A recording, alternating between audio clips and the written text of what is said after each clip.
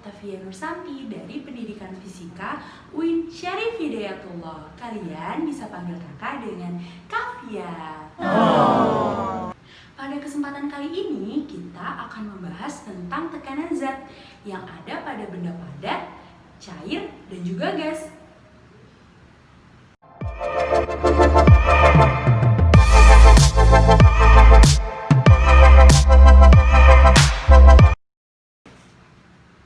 Di dalam kehidupan sehari-hari, banyak atau sering kita jumpai berbagai macam zat, yaitu zat cair, zat padat, dan juga zat gas.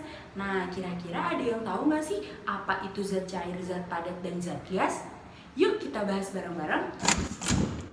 Zat cair merupakan suatu cairan berbentuk cair. Contohnya seperti bensin, air, minyak, dan lain sebagainya. Zat padat merupakan suatu zat yang memiliki bentuk keras atau padat. Contohnya seperti kayu, es batu, dan lain sebagainya. Zat gas merupakan suatu zat yang memiliki bentuk gas atau udara. Contohnya di saat kita meniup balon. Balon tersebut berisi udara atau gas.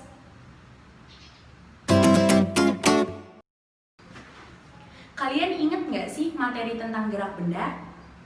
Pada materi tersebut tentunya kalian paham apa itu gaya. Gaya adalah tarikan atau dorongan. Gaya juga dapat merubah bentuk, arah, dan kecepatan suatu benda. Sekarang, kalian tahu nggak sih apa itu tekanan? Tekanan sangat berhubungan dengan gaya dan juga luas permukaan suatu benda. Untuk kalian lebih paham apa itu tekanan, bagaimana itu tekanan, yuk kita lakukan percobaan berikut.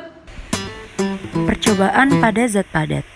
Adapun alat dan bahan yang kita perlukan adalah terigu, plastisin, wadah, potongan kardus, dan juga mistar. Pertama-tama, kita isi wadah dengan tepung secara merata, seperti ini. Kemudian, pasang penggaris yang dilapisi oleh kardus di dalam wadah. Pastikan tepung merata di dalam wadah. Pada plastisin terdapat 3 luas permukaan. Luas permukaan pertama,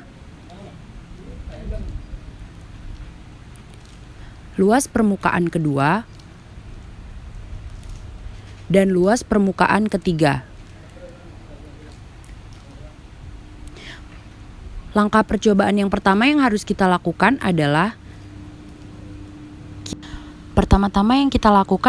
pada luas penampang pertama. Kita letakkan plastisin dalam kondisi atau posisi vertikal. Kemudian pastikan gaya yang kita berikan sama pada 3 percobaan yang kita lakukan pada zat padat ini.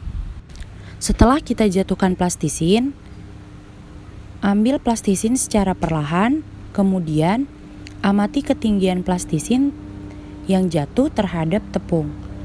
Lakukan percobaan ini selama 3 kali dengan posisi luas permukaan plastisin yang berbeda-beda.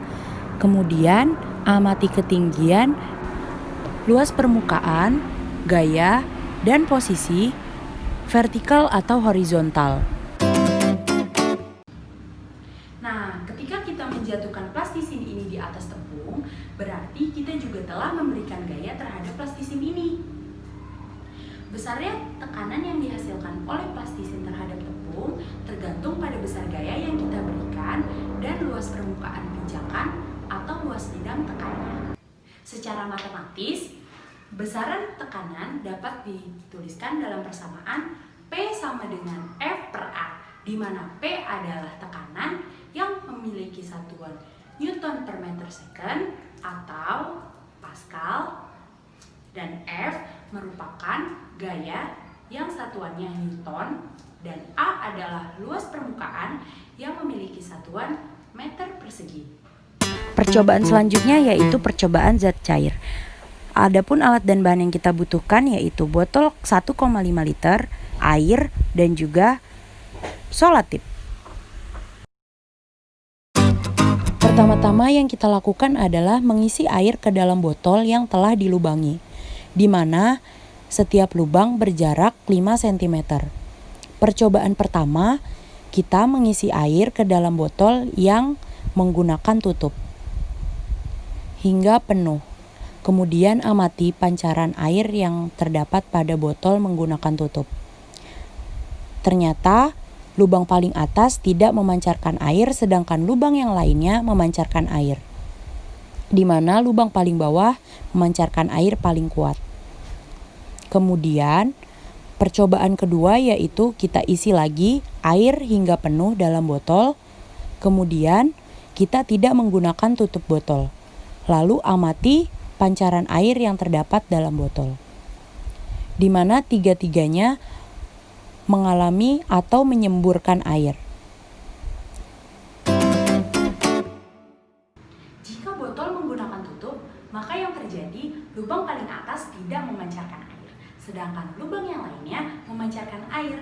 Hal tersebut terjadi karena botol yang menggunakan tutup tidak memiliki tekanan udara, sehingga lubang yang paling atas beralih fungsi mengambil udara masuk dan air tertekan oleh udara tersebut sehingga menghasilkan pancaran pada lubang-lubang yang ada di bawahnya.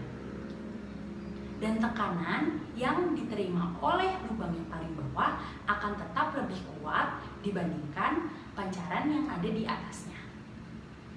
Maka dapat disimpulkan volume udara yang masuk sama dengan volume air yang dikeluarkan atau dipancarkan. Botol tanpa memakai tutup, maka akan terjadi semua lubang menyemburkan air.